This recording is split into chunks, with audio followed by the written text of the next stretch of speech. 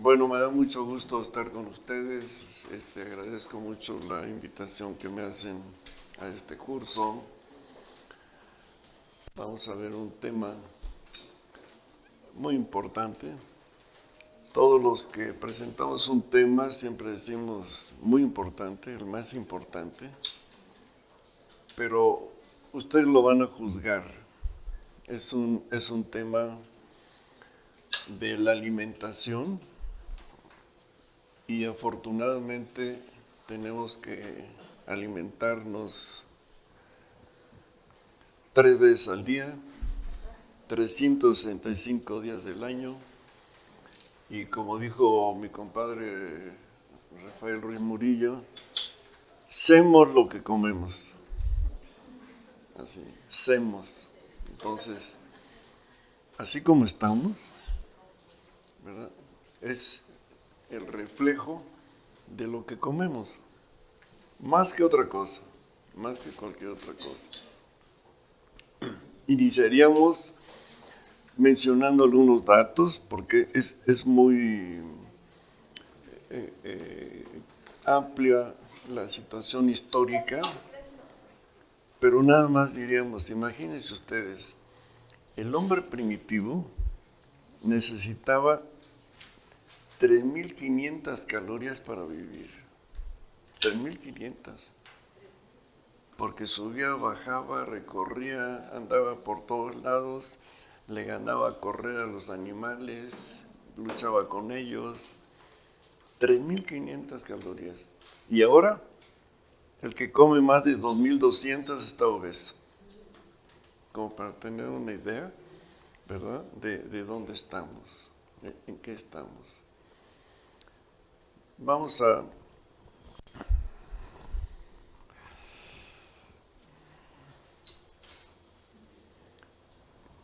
Vamos a ver el asunto de la industria alimentaria.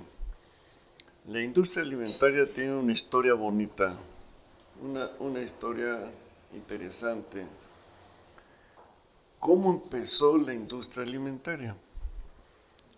Si lo que nosotros tenemos ahorita, ¿verdad? No le damos un sentido histórico, pero lo que comemos, lo que tenemos de alimentos en nuestro hogar, fuera de nuestro hogar, en cualquier lado hay ya venta de alimentos, tiene una historia.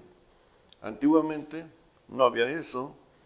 Los caminantes, comerciantes llegaban a un lugar y ahí, ¿verdad? En una posada particular, no había comercio de posadas para albergar caminantes, ¿verdad? Paseantes, sino que era sencillamente una casa que decía, aquí van a comer y aquí pueden pasar la noche, donde sea y como sea. O sea, en el piso, si alcanzaban piso, no había un servicio de alojamiento, ¿verdad? Así se daba la situación.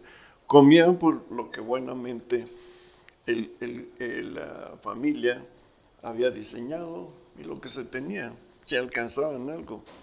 Y un poco de vino y se acabó. El primer restaurante formal, ya como restaurante, ofreciendo comida a los que pasaran por ahí o que tenían necesidad de comer, en 1765 en París. Tenía que ser París. París es fundador de muchos aspectos importantes para la humanidad. ¿Por qué se fue dando la industrialización de la alimentación?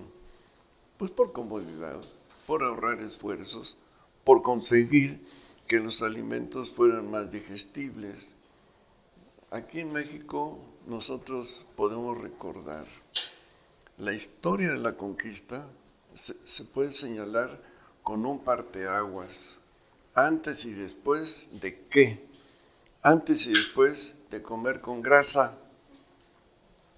La grasa en la etapa precolombina, antes de la conquista, no existía.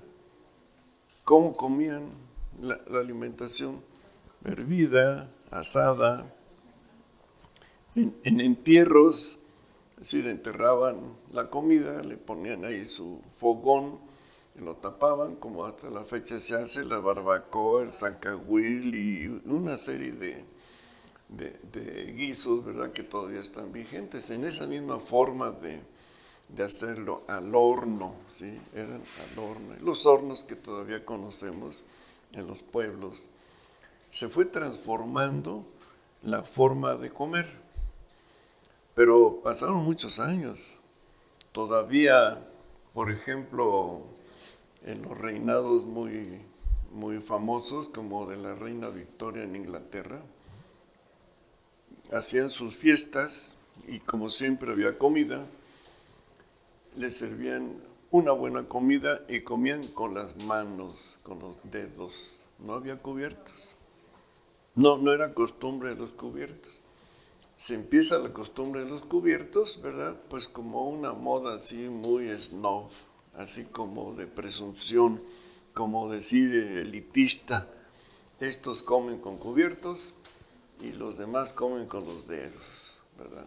Y tenían, claro, una especie de delantalcito que les ponían para estarse limpiando los dedos. Todo ese tiempo, ¿verdad? Imaginemos que los utensilios entre la comida y las personas, los pacientes y los médicos, ¿verdad? No había algo que estuviera en medio. Les relataría, por ejemplo, en relación a la situación de la consulta, la bata de los médicos, digo, no es que se tuviera que parecer a la bata de algunos estudiantes ahora descuidados, que están batas para freírse, no, sino que el médico que tenía una bata más sucia era el más acreditado. Porque si el que trae la bata limpia, pues ese no atiende a nadie. Se limpiaban los dedos en la bata. De todo lo que hacían, curaciones, partos, de todo, se limpiaban los dedos en la bata. Y entonces eso los afamaba. El que traía la bata limpia como ahora, pues ese nadie acudía con él, ¿verdad? Y en la alimentación a nadie le importaba comer con los dedos o no, porque no había concepto todavía, ¿verdad?, que hay ahora de alimentos con inocuidad, es decir, que quiere decir libre de riesgos, ¿verdad?, sobre todo de infecciones, de contaminaciones. Entonces, la historia de la industrialización en la alimentación, ¿verdad?, pues es interesante, bonita. Le relataríamos todavía como introducción este parteaguas de comer con grasa y con aceite que nos trajeron los españoles y que en los templos, así como Teotihuacán, dice la leyenda, los sacerdotes, los sumos sacerdotes, los grandes sacerdotes que hacían sus sacrificios humanos, cuando estaban de buenas, le lanzaban a la plebe lo más rico del cuerpo humano, manos y pies, fíjense, manos y pies. Quienes guisaban estos manos y pies, ¿verdad?, en un caldo con maíz reventado, igual a pozole, así dice la leyenda, ¿verdad? Así dice la leyenda. Ya no hay en el pozole manos y pies, o manos, ¿verdad? Pero es el mismo guiso, ¿verdad? Es lo mismo que se hizo anteriormente, pues se sigue haciendo, pero de otra manera. Es decir, es la misma condición del pozole. Entonces, decimos que la industria alimenticia, que vamos a abreviar con esta I mayúscula y la A, es la parte de la industria que se encarga de todos los procesos relacionados con la cadena alimentaria. Es que es una cadena, no es nada más llevarnos el alimento a la boca, ¿verdad? Es una cadena. Se incluyen dentro del concepto las fases del transporte, recepción, almacenamiento, procesamiento, conservación y servicio de alimentos de consumo humano y animal. Es decir, se ha complejizado la industria alimentaria de una manera así terrible. Y nosotros vemos, ¿verdad? Por ejemplo, la importancia del transporte, si no es un transporte adecuado, ¿verdad? Así con frigoríficos bien regulados, pues los alimentos, los que sean, ¿verdad? Cárnicos, frutas, legumbres, etcétera, pues se van a estar a perder. La conservación, ¿verdad? Que tiene que ser bajo normas internacionales inclusive, y el servicio de alimentos. Espero que no haya aquí nadie del Hotel María Isabel. ¿Podemos hablar entonces? En una campaña que hicimos de los restaurantes, vamos a decir, más relevantes de la Avenida Reforma, se les hicieron unos estudios, ¿verdad? Coproparasitoscópicos y de las manos y de uñas de campesino que tenían muchos, así es. Los que están en la cocina principalmente, la cantidad de parasitosis que encontramos y de gérmenes, ¿mande usted? Ah, sí, no, esa es universal, esa sí. Decía un salubrista muy famoso a propósito de ese concepto de fecalismo, decía, si fuera fosforescente no se necesitaba luz eléctrica, ¿verdad? No, pero yo creo hasta de la luna nos veríamos así, por el resplandor. Es decir, esa es una situación así muy clara, ¿verdad? Pero que tiene un significado importante. La industria de los alimentos tiene que tener normas así muy cuidadosas, ¿verdad? Para no tener ese riesgo el ser humano. La industria alimentaria se puede definir como la capacidad de transformar productos agrícolas, ganaderos, animales, cultivos hidropónicos, biohuertos de ingeniería genética, que aquí está la amenaza de los transgénicos, bacterias, etcétera. Es decir, ya prácticamente no hay ningún elemento al que no se le saque algo para los alimentos, hasta las piedras, así como decían los comediantes que llegaban a un lugar y le decían, va usted a ver, ¿verdad?, cómo voy a guisar unas piedras y me las voy a comer todo. Se comía lo demás, pero las piedras no, ¿verdad? Pero era para hacer una demostración. Sí, actualmente, con toda la tecnología que se cuenta, ¿verdad?, es poco lo que queda fuera de la industria alimentaria. Así, les comento, bacterias. Y si vamos nosotros haciendo un viaje folclórico, pues gusanos, ¿qué más? ¿Qué más comemos? Capulines, chapulines y otros, es decir, es mucha, hormigas, ¿verdad? Es mucho, ¿verdad?, lo que todavía persiste de esa alimentación primaria, primitiva, ¿verdad?, pero que está en una fase de industrialización, es decir, lo más anterior, ¿no? Pero es mucho. Aquí resalta, por ejemplo, la transformación de lo agrícola, de lo ganadero, de diversos animales, porque aquí entramos a un punto que es grave, los intereses. Es decir, ¿por qué el aspecto agrícola, que es fundamental y que en México el elemento agrícola de alimentación básica que todos sabemos, que todos conocemos, que es originario aquí del país, ¿verdad?, se tiene que importar, se tiene que comprar al extranjero, no se dan abasto, porque hay una desorganización y se mueven los precios de un país a otro internacionalmente. Conclusión, no le conviene al país, ¿verdad?, sembrar y tener sus sembradíos y la explotación del maíz. Y cuando llega el maíz transgénico, menos todavía. ¿Por qué? Porque son inversiones que caen en la esterilidad y en el fraude, ¿verdad? Porque son semillas que no pueden reproducirse. Y entonces no es como lo que conocemos, es que se siembra una mata de maíz, ¿verdad? Y las mazorcas dan semillas para otras, otras siembras, otros cultivos. Con los transgénicos no se puede. Y además contaminan todo lo de alrededor. Afortunadamente hay una limitante que nos llega un poco tarde, porque ya en México ya se está haciendo.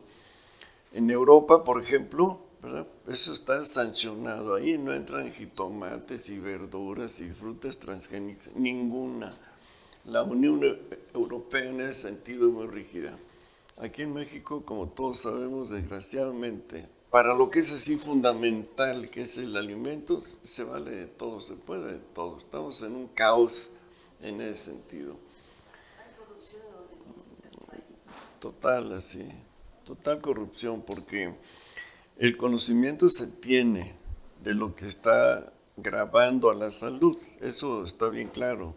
Las autoridades no actúan, ¿verdad? Sí responden a intereses, ¿verdad?, extranjeros, los que venden, los que nos venden, y los propios, ¿verdad?, que prefieren manejar sus tierras de otra manera. Vamos a decir, para la verde, ¿verdad?, que es más redituable, ¿verdad?, que cualquier otra planta, ¿no?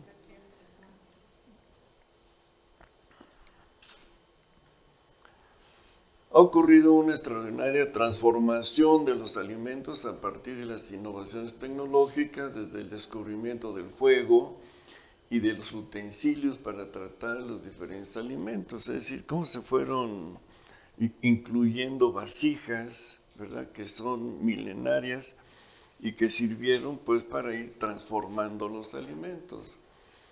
Al principio se trató de hacerlos más digeribles, los alimentos, y adecuar el gusto nuevo. Esto es así fundamental. Fíjense ustedes que hablar de la industria alimentaria sin mencionar el problema del gusto de las poblaciones, ustedes recuerden, su venerado Juan Pablo, al lado de una promoción de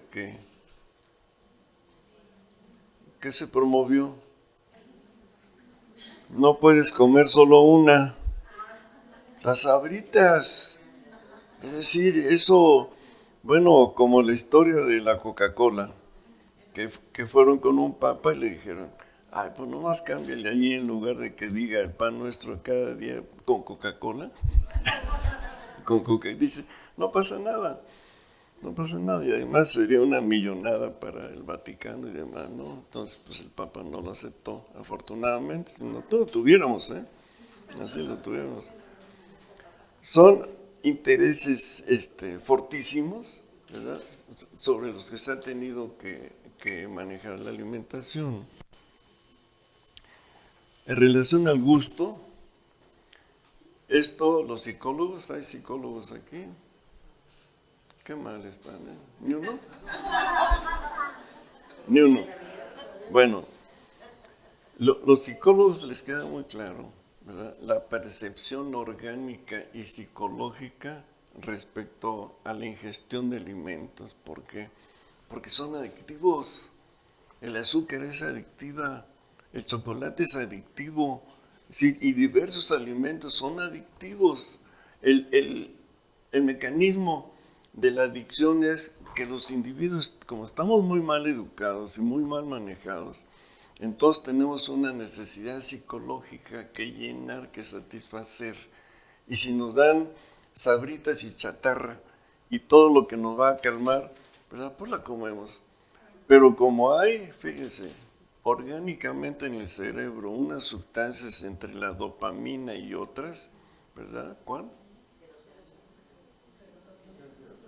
La serotonina, por ejemplo, que dicen es la hormona de la felicidad, felicidad. Entonces, pues todos como humanos, ¿verdad?, respondemos a ese estímulo alimentario y producimos esas sustancias que nos hacen sentir bien. Ningún humano, sí hay, pero vamos a aclarar cuáles, ¿verdad? Es decir, pero ningún humano quiere sentirse infeliz. Ninguno. Y si encuentran, ¿verdad?, un alimento que los saque de ese hueco, de ese bache, aunque sea momentáneamente, y no les importa nada más que sentirse bien, ¿verdad?, pues lo van a comer. Eso está súper explotado, ¿verdad?, por los mercadólogos y por los comerciantes de la salud. El gusto es fundamental para incluir un alimento nuevo, ¿verdad? Se tiene que explorar y se tiene que investigar sobre cómo va el gusto. ¿Por qué? Pues porque ahorita ya con todo el comercio que es, digamos, universal, ¿verdad? Con este comercio universal, bueno, los gustos como que se van homogeneizando, ¿verdad? Si ustedes van, por ejemplo, a Corea, si no les dicen qué están comiendo, se lo comen y está rico. Y es rata, y son ratas, ¿sí? Y entonces, pero el gusto, ¿verdad?, es lo que importa, no la determinante, ¿verdad?, psicológica que tiene el individuo, ¿verdad? Si le dicen, pues mira, aquí hay muchas taquerías, aquí afuera, en todos los hospitales también estamos rodeados de taquerías, y no sabemos de qué son los tacos. De corriente con o que sea, con el que sea. Pero como tenemos hambre y se tiene que saciar el hambre, ¿verdad? Pues ni siquiera le buscamos como que un tufito así a perro. Pues no tengo mascota, de ser yo mismo, ¿verdad?, que le estoy dando ahí el olorcito al taco, ¿verdad? Pero lo que se ha descubierto, por ejemplo, es eso, que hay muchas taquerías, ¿verdad?, que tienen su provisionamiento de perros. Y ahorita el caballo ya se está, Y ya estamos abiertos la carta de caballo porque es más barata. el caballo menos mal, pero también el perro menos mal. ¿Por qué? Porque China, por ejemplo, China resolvió el problema número uno de todas las agrupaciones poblacionales. Cualquier país, lo que le importa es resolver en primer lugar el tema de la alimentación. Lo primero que todo, es inconcebible que en México haya hambre. Así, todos los documentales que nos pasan, ¿verdad?, de una familia que está en pobreza extrema. ¿Qué es pobreza extrema? Son aquellos, ¿verdad?, que se despiertan y no saben no qué van a hacer de comer, sino no saben si van a comer o no ese día. Es pobreza extrema. Y tenemos ahí en esa pobreza extrema más de 10, 15, 20 millones dentro de los 50 y tantos que están en pobreza, así ya declarados. No es un capricho del presidente ni de Rosario Robles, ¿verdad?, tener esa secretaría, ¿verdad?, contra el hambre. ¿Por qué? Porque hay hambre, y entonces hay que decirlo, ¿sí? Hay hambre, es decir, hay gente que se queda sin comer un día, 2 días, y no son estudiantes de medicina, ni de... No. Son gentes, ¿verdad?, que no tienen la posibilidad de comprar sus alimentos para ese día, ¿no?, ni darle a sus hijos, como veíamos ahorita, por ejemplo, en el otro evento que hay de violencia. Los niños, por ejemplo, que están internados en los hospitales infantiles de zona, se resisten a irse, dicen, aquí en el hospital estamos bien, no queremos irnos. Claro, porque comen 3 veces al día y comen bien, no se quieren ir. En las escuelas de las localidades pobres, ¿verdad?, los niños van a la escuela no por aprender, sino por comer. Por lo menos dicen una vez al día desayunan bien, comen bien. Así estamos, es decir, no es así de novela, ¿verdad? Ni de invento, ¿no? Así estamos.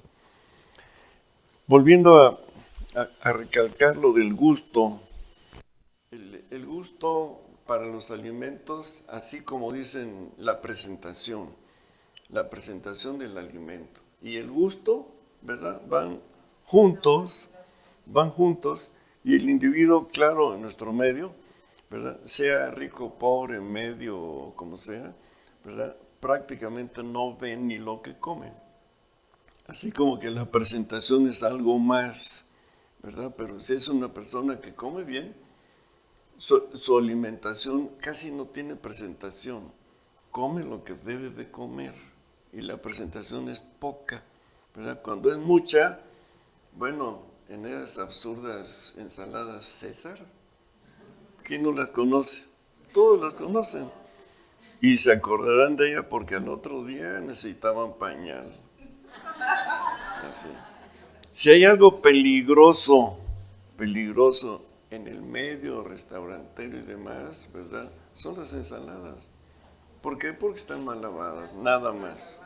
Mal lavadas así. No las ponen siquiera a reposar en microdín o nada, ¿verdad? Están mal higienizadas. Entonces la gente que pide por hacerse ver de que come bien y se come una ensalada y está comiendo así muy nutritivo y demás, ¿verdad? Pues es la ruleta rusa. Una ensalada es la ruleta rusa, ¿sí? No sabe, pero al otro día se sabe. Eso no hay. Sí, así. Bueno, es, como mencionamos, es el gusto. Si ustedes van a Oaxaca y le dan un plato de cuamilies o cómo se llama, este, a la primera, usted dice así como que no lo empieza a probar despacito y al rato es el puño, ¿sí? Y come ya bien. A cualquier lado donde se vaya, los gustos son como gusanitos, sí. Sí que están medio fritos, pues doraditos. Entonces, es cuestión del gusto tradicional. Es decir, cómo nos enseñaron nosotros, ¿verdad?, a condicionar el gusto para los alimentos.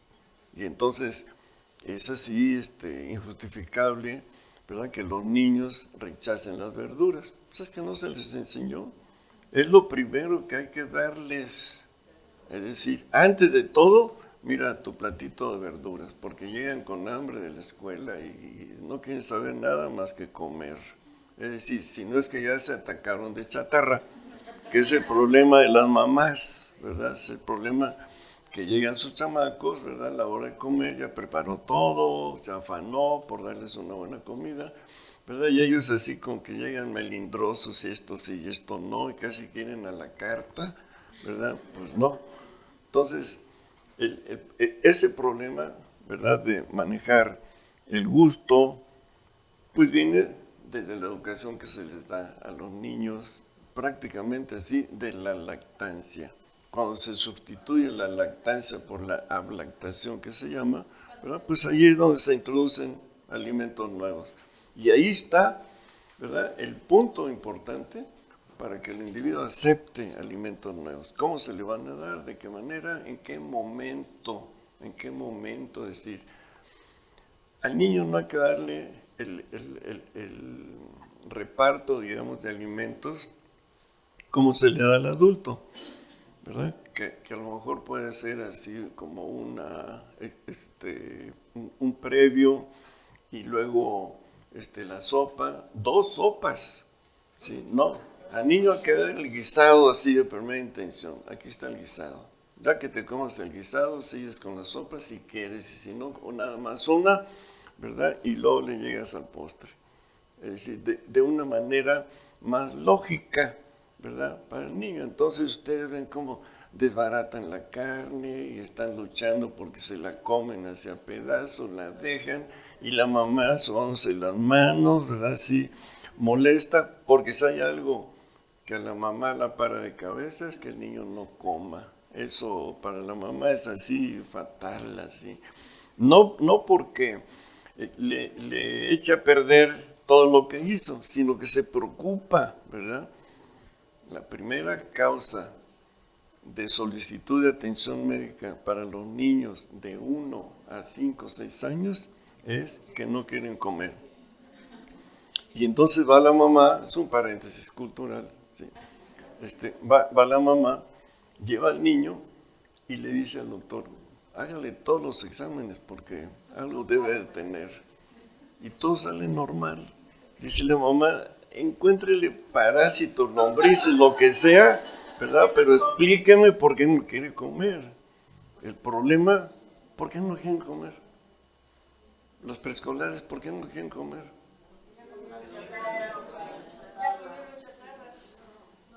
El preescolar todavía está entre que come chatarra o no, porque todavía no va a la escuela, si acaso va al kinder, ¿verdad?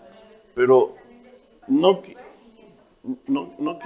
fíjense, no quieren comer porque el niño preescolar entra en una fase de socialización imprescindible para todo ser humano. Quieren investigar, saber, reconocer. ¿Y cuál es la palabra preferida que se la ponen en la cabeza? No te subas, no te bajes, no metas los dedos en el enchufe, no hagas esto, tal, no brinques, no saltes, todo. Él está harto del no.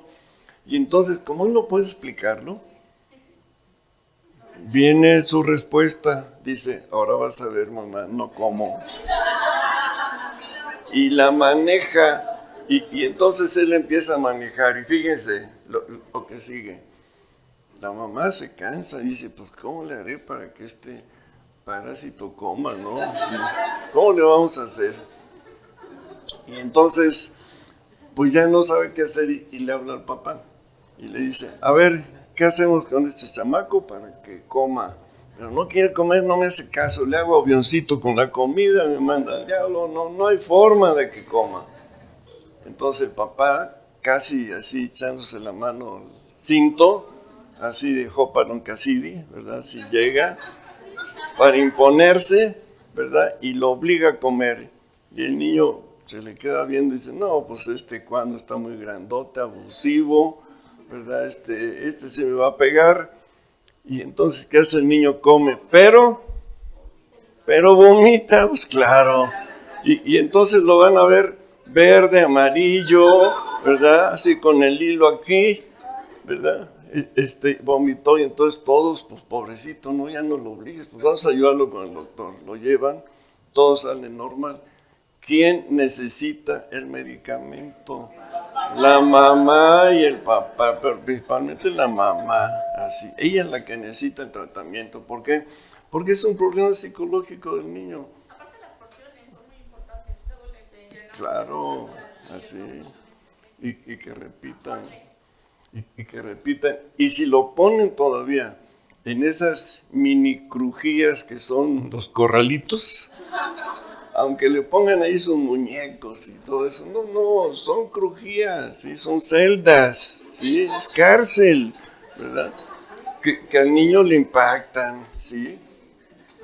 Me tocó ver más de un niño ahorcado, tratándose de saltar, ¿verdad? Y cuando ponen su escapulario, su medalla o algo, se enredan y se ahorcan. Varios casos me tocó ver. Bueno, volviendo a esto del gusto, ¿verdad? Esto tiene todas sus temporalidades, sus edades, ¿sí? Desde el lactante, ¿verdad? Sí. Va a haber algunos que aceptan más lo salado que lo dulce, ¿verdad? Y viceversa. Es decir, la proclividad, es decir, la inclinación, ¿verdad? Por tener un gusto sobre salado, sobre dulce, es muy personal. Y se le obliga, ¿verdad? Al niño, al menor, ¿verdad? A que consuma, ¿verdad? Algo salado cuando a él no le cae, ¿verdad? O algo azucarado cuando a él no le cae. Y entonces así se va dando toda una serie de fenómenos, ¿verdad? Alrededor del gusto de los alimentos. El gusto es así fundamental. Y la industria alimentaria ya lo encontró, ¿verdad? Ya encontró. Y perversamente, ¿verdad? Eligen el gusto para algún alimento nuevo, sobre todo chatarra, sobre todo algo que no tiene valor nutricional, pero que tiene aceptación por el gusto, ¿verdad? Lo demás pues no importa, a la gente no le importa, le sabe muy bien, ¿verdad? Como eso que están comiendo por aquí, ¿verdad? Le sabe muy bien, entonces, pues ¿qué le va a interesar? No les importan las ganancias, se consume. ¿Sí? La industria alimentaria está para que lo que produce se consuma, lo demás no le importa. Decíamos, en el transcurso del tiempo se fue perdiendo la intención de una alimentación saludable. Al principio era un fundamento, come esto porque esto te hace bien, y ahí vinieron las leyendas, ¿verdad? ¿Cuál era la leyenda de Popeye? Espinacas, y toda la historieta, la anécdota de Popeye era alrededor de que ya se estaba perdiendo y muriendo, y su flaquísima compañera Oliva, la salvaba porque en el último momento apareció una latita de espinaca salvadora, ¿verdad? La consumía y entonces le daba mucha fuerza. Ese tipo de promociones, ¿verdad? Desaparecieron. Ya no las hay. Ya no las hay. Se explota el gusto, no el contenido y lo que se llama la razón nutricional. Todos los alimentos tienen una razón nutricional, que es lo que hemos perdido. Así, ¿por qué comes eso? ¿Cuál es la razón nutricional de todo, del huevo, de la carne, de la leche, de las frutas? ¿Y cuáles frutas, verdad? ¿Y cuáles vegetales son los que te dan qué? ¿Cuál es el estímulo, verdad? ¿Cuál es el elemento nutricional, verdad, que te va a dar qué? Es decir, eso está perdido. Ya no sabemos lo que comemos, sino todo lo que está a nuestro alcance. Así como dicen, casi todo lo que se mueve se come. ¿Sí? Ya decíamos, el primer expendio de alimentos como un restaurante fue dado como tal en París en 1765. Progresivamente fueron adicionando elementos varios tomados de la naturaleza y después llegó el artificio comercial. En eso estamos, en el artificio comercial. Ya no estamos, ¿verdad? Sí, con muy inclinaciones sobre alimentos naturales, pero la mayoría son industrializados. Como que se quiere regresar a los alimentos naturales, pero prácticamente no se da. ¿Por qué? Porque el Estado no lo desarrolla, no lo facilita, ¿verdad? No da la posibilidad, ¿verdad?, de que se consuman más alimentos. ¿Por qué? Porque eso no dejan intereses, no dejan, digamos, impuestos, ¿verdad? No dejan una ganancia para el Estado, para los que manejan el Estado. Entonces, ¿qué interesa más? Como vamos a ver ahorita, fíjense, en México, lo que decíamos, la introducción en la conquista, en la preparación de alimentos con grasa y aceites. Antes los alimentos eran preparados, servidos, asados, horneados bajo tierra, la leyenda del pozole que ya comentamos. Y luego viene aquí una realidad. La industria alimentaria privilegia ganancias en lugar de nutrición. ¿Qué les importa? Ganancias. Nutrición y salud, pero en nada, absolutamente nada.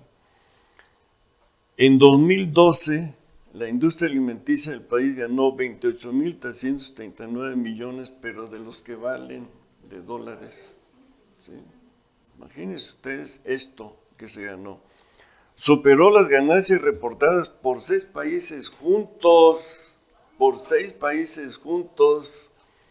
Canadá, Chile, Indonesia, Turquía, Corea del Sur y la India.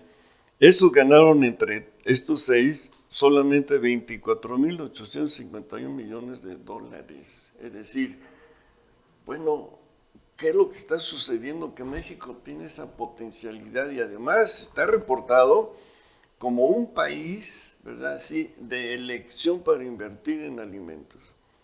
¿Por qué? Materia prima barata, mano de obra más barata, ¿verdad? Es decir, condiciones de jinetear sindicatos no hay problema. Es decir, aquí se puede invertir en empresas lo que quieran. ¿Cuáles empresas?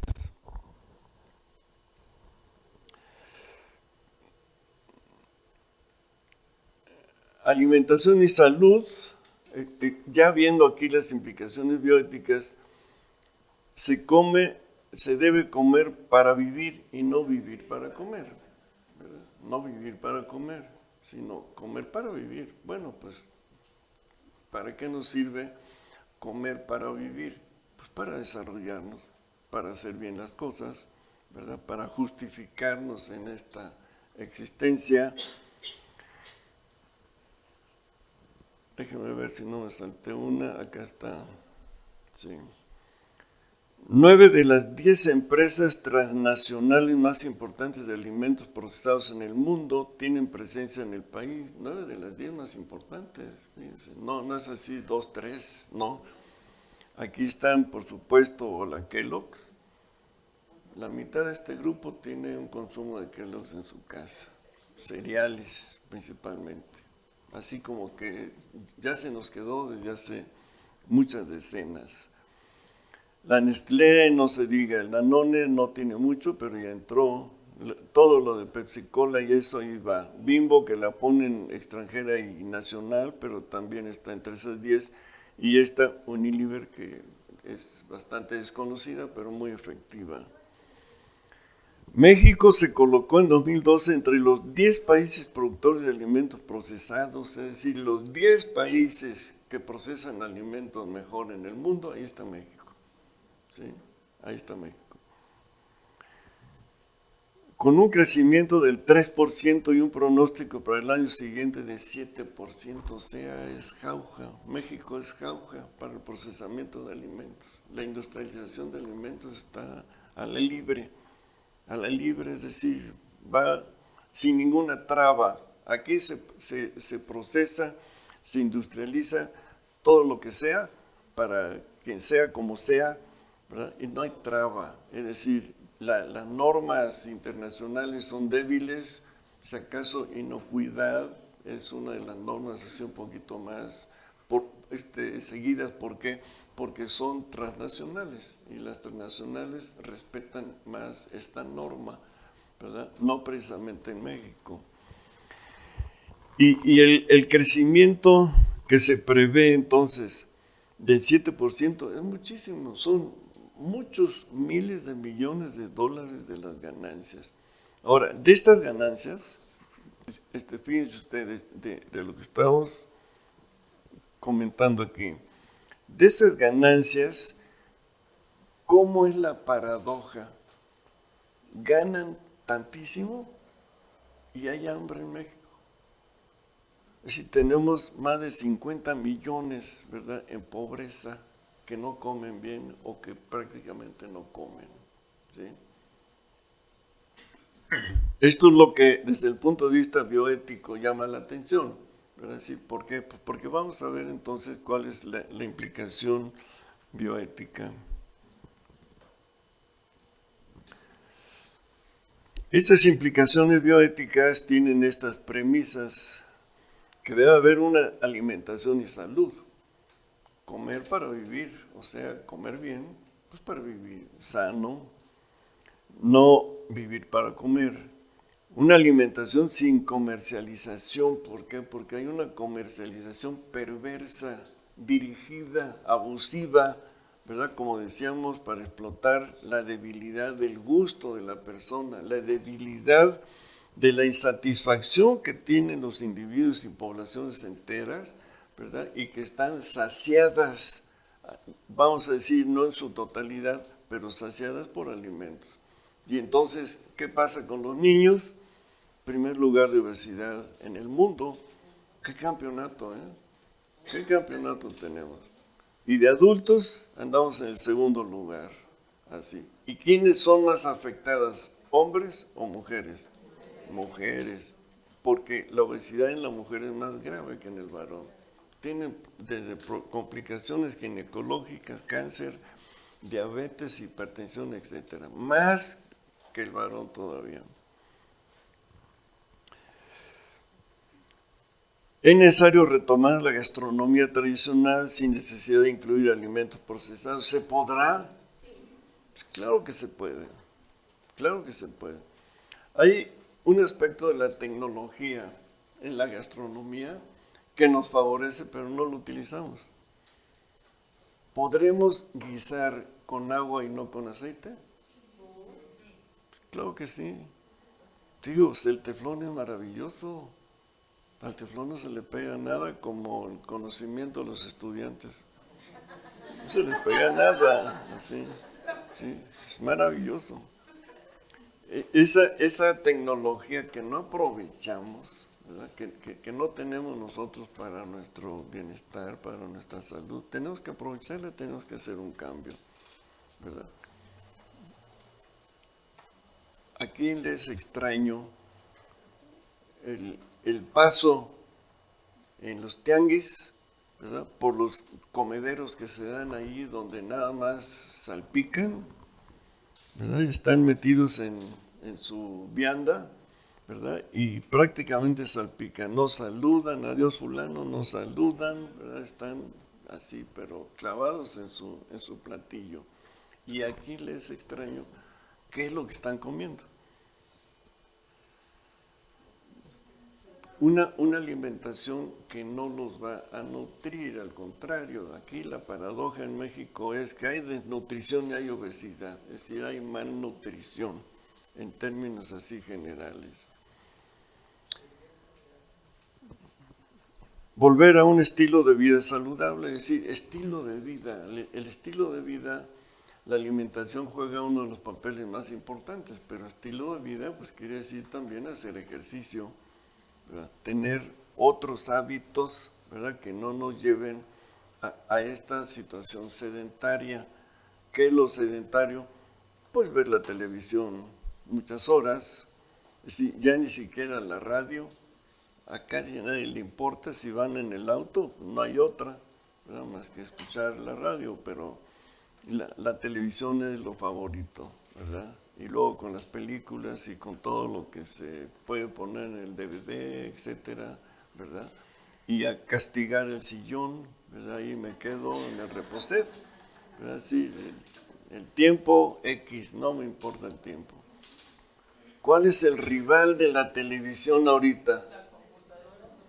La computadora. ¿Y el rival de la computadora cuál es?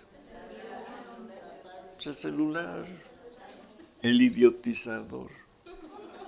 Véanlo en la calle, véanlo en los restaurantes, las familias ya no platican, todo el mundo está, ¿verdad?, atento. Y en la calle, así como hay un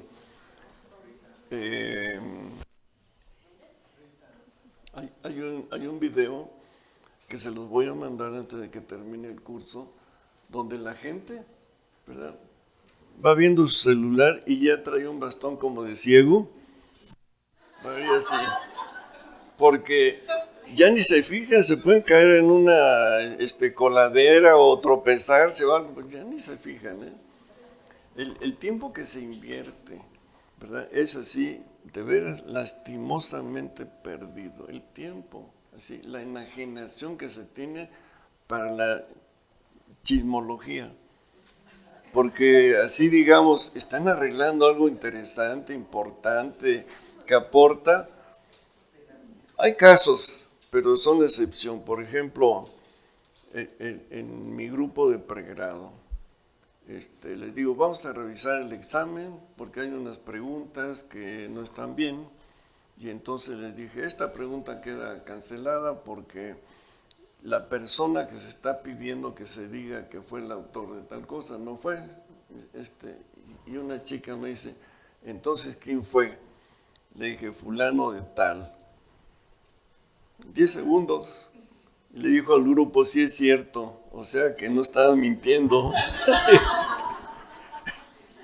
y le digo a la chica, muchas gracias, ¿verdad?, por darme el crédito. Así se deben de manejar el BlackBerry, ¿verdad? Y sus iPads y todo eso, así se deben de manejar. Es decir, al maestro solamente hay que aceptarle sus chistes malos y punto, ¿sí? Pero todo lo demás, pues hay que ponerlo en duda.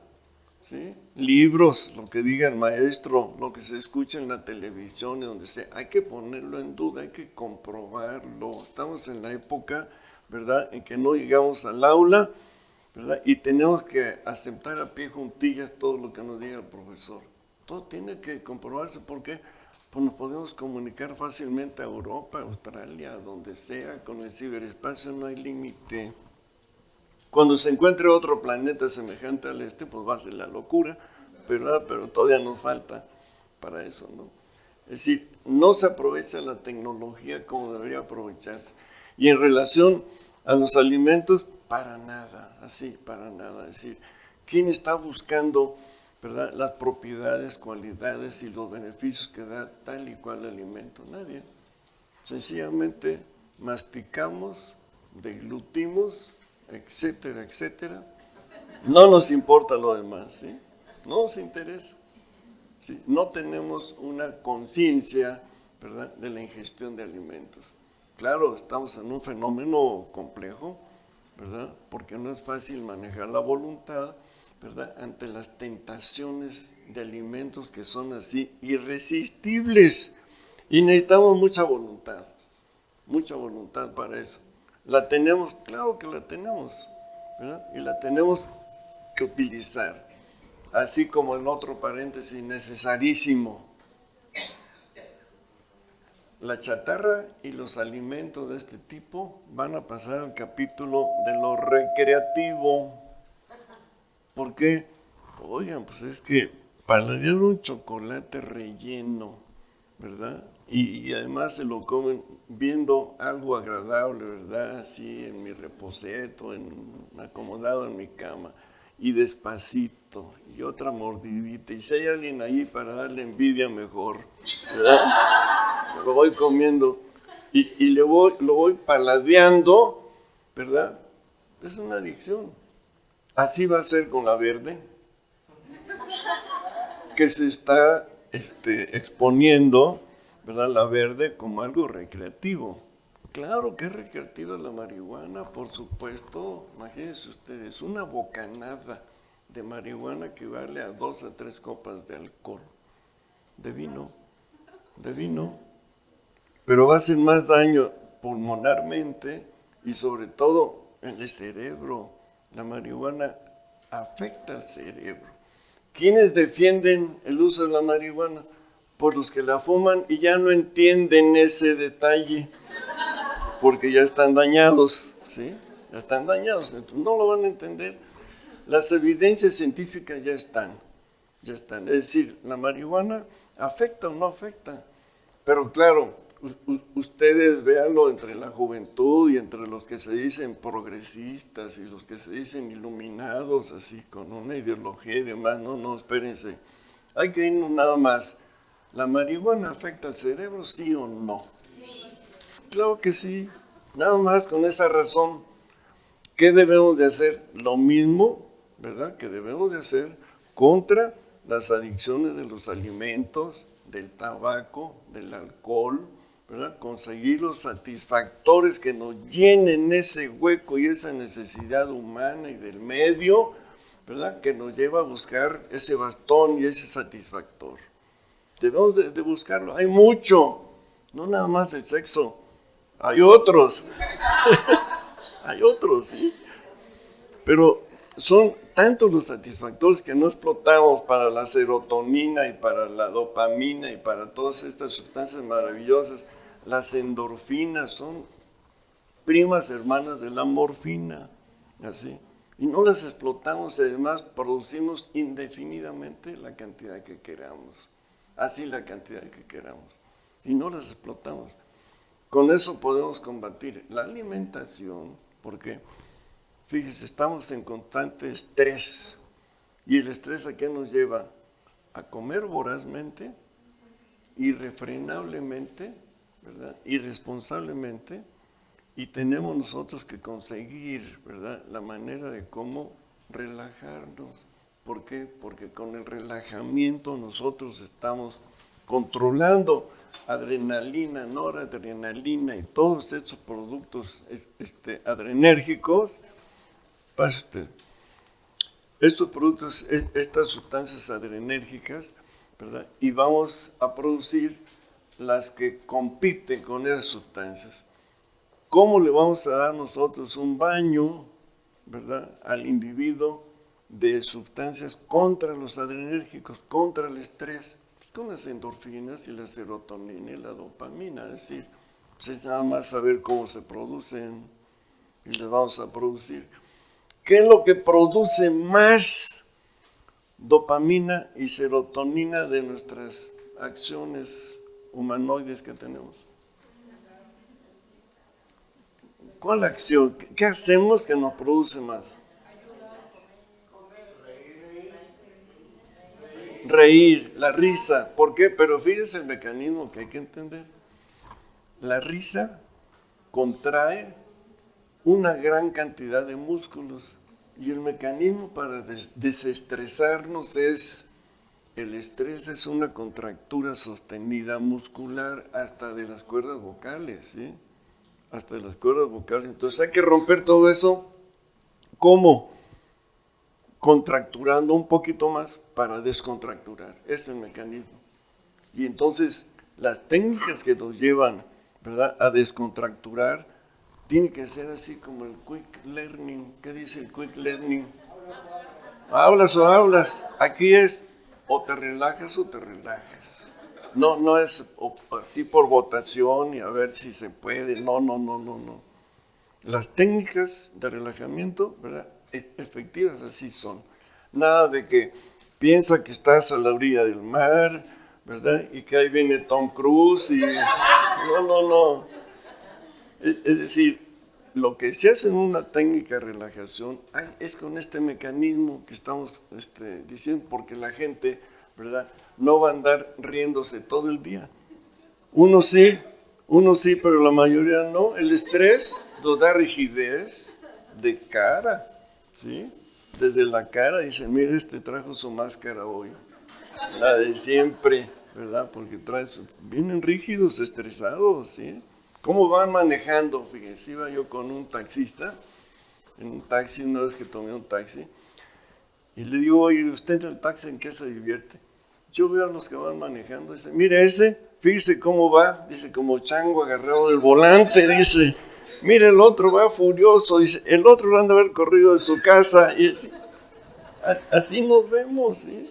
Así nos vemos, porque vamos en tensión, y el estrés es una respuesta, ¿verdad?, para atacar o para huir, atacar o huir, y entonces todo el organismo está preparado para eso, ¿sí? Se prepara para eso, entonces todos esos mecanismos influyen en la apetencia por comer. No hay la ansiedad, por supuesto, que se produce por el estrés. No hay mejor forma de comer que no comerse todo. Fíjense, que no comerse todo. Y así, aunque mi abuela me desprecie y mi tía me maldiga, y los vecinos y los familiares también digan, ese ya no lo invites porque ese ni fuma, ni toma y ni nada de nada. No. Es decir, no lo invitan a uno. Uno de los primeros problemas, fíjense, es no saber decir que no.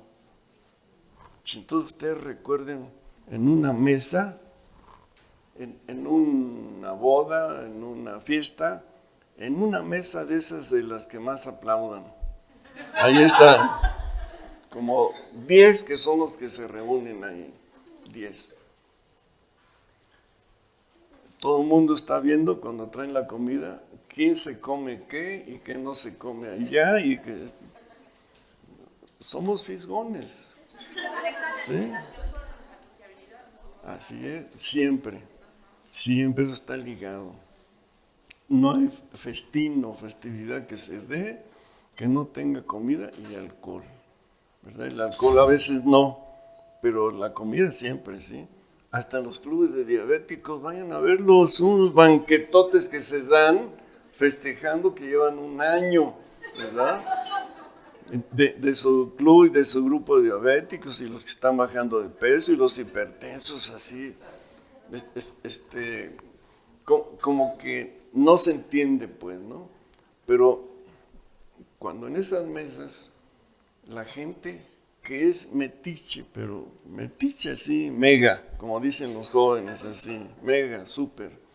Le dicen, no se lo comió porque no le gusta o porque no puede.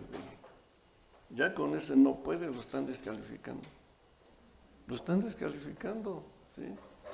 Y entonces el otro dice, no, sí, lo dejé para el rato, pero me lo voy a comer ahorita.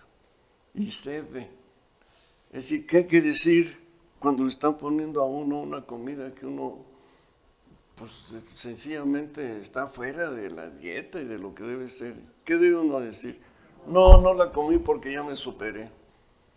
Punto, entonces se quedan así. Se quedan así. Así es. ¿Sí? Ahora como bien, ¿verdad? Ahora como bien. Estamos en tiempo, doctor. ¿Finish? Okay. No, dice que hasta las 4, ¿cómo me dijiste? No, el castigo ya va a terminar. Miren.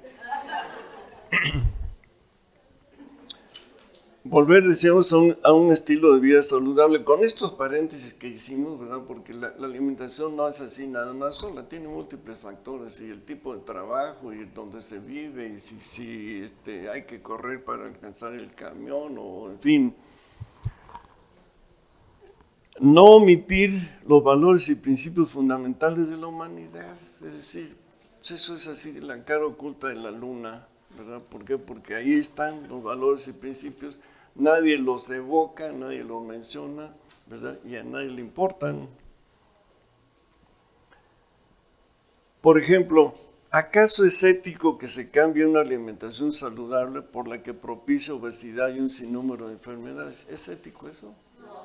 Pues por supuesto que no, es una conducta inmoral, pero sí franca. Las empresas conocen la moralidad de su cometido al insultar la dignidad de la población y ofrecerle chatarra. Pues claro que están ofendiendo la dignidad de la población, ¿verdad?